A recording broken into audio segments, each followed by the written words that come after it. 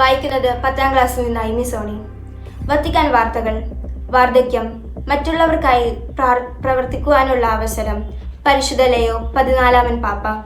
Vatican city, July മാസം 21 തീയതി Carson ഗദോൾഫോയിലുള്ള Santa Martha വൃദ്ധമന്ദിരത്തിൽ പരിശുദ്ധ പിതാവ് ലിയോ 14 പാപ്പ സന്ദർശനം നടത്തുകയും അവർക്ക് സന്ദേശം നൽകുകയും ചെയ്തു.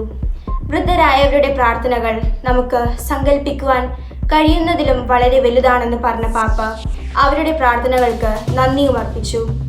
നമ്മിലേക്ക് അടുക്കുവാൻ ആഗ്രഹിക്കുന്നത് യേശുവാണെന്നും പ്രായവ്യത്യാസമില്ലാതെ അവൻ നമ്മുടെ അതിഥിയായി കടന്നുവരുമെന്നും അതിനാൽ അവൻ്റെ സാക്ഷികളാകുക എന്നതാണ് നമ്മുടെ വിളിയെന്നും പാപ്പ ഓർമ്മപ്പെടുത്തി.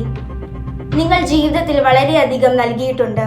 പ്രാർത്ഥനയുടെയും വിശ്വാസത്തിൻ്റെയും ഈ സാക്ഷിയായി തുടരുക എന്ന് പറഞ്ഞ പാപ്പ വൃദ്ധജനങ്ങൾ പ്രത്യാശയുടെ അടയാളമാണ് എന്ന ആശംസയോടെ വാക്കുകൾ ഉപസംഹരിച്ചു. തുടർന്ന് അവരോടൊപ്പം പ്രാർത്ഥിക്കുകയും ചെയ്തു. അതിരൂപത വാർത്തകൾ. നവദർശൻ വിന്നേഴ്സ് മീറ്റ് 2025 സംഘടിപ്പിച്ചു. വരാപ്പുഴ അതിരൂപതയുടെ വിദ്യാഭ്യാസ വിഭാഗമായ നവദർശന്റെ ആഭിമുഖ്യത്തിൽ നവദർശൻ വിന്നേഴ്സ് മീറ്റ് 2025 സംഘടിപ്പിച്ചു. 10-12 ക്ലാസുകളിലെ പരീക്ഷകളിൽ ഉന്നത വിജയം കരസ്ഥമാക്കിയ അതിരൂപത അംഗങ്ങളായ 452 വിദ്യാർത്ഥികളെയും വിവിധ കോഴ്സുകളിലും യൂണിവേഴ്സിറ്റി റാങ്ക് കരസ്ഥമാക്കിയവരെയും PhD നേടിയവരെയും വിന്നേഴ്സ് മീറ്റിൽ വെച്ച് അതിരൂപത സഹായമെത്രാൻ അഭിമന്യ ഡോക്ടർ ആന്റണി വാലുങ്കൽ ആദരിക്കുകയുണ്ടായി. വിശ്വാസ പരിശീലന കമ്മീഷൻ വാർത്തകൾ.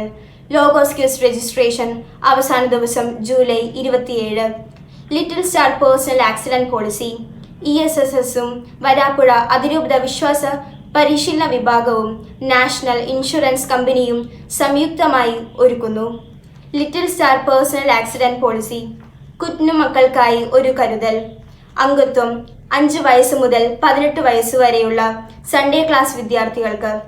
ഓഗസ്റ്റ് 3, 2025 ദൈവവിളി ദിനം. ഓഗസ്റ്റ് മാസം 1-ാമത്തെ ഞായറാഴ്ച ദൈവവിളി ദിനമായി വരാപ്പുഴ അതിരൂപത ആഘോഷിക്കുന്നു.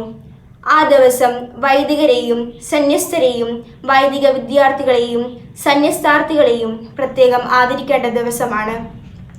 അന്ന് ഓരോ വൈദികരും സന്യസ്തരും തങ്ങൾക്ക് ദൈവവിളി ലഭിച്ചതിൻ്റെ ഓർമ്മകൾ പങ്കുവയ്ക്കണം.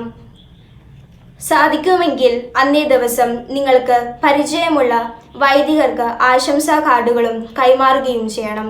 സഭാ വാർത്തകൾ ഇനി അടുത്ത ആഴ്ച.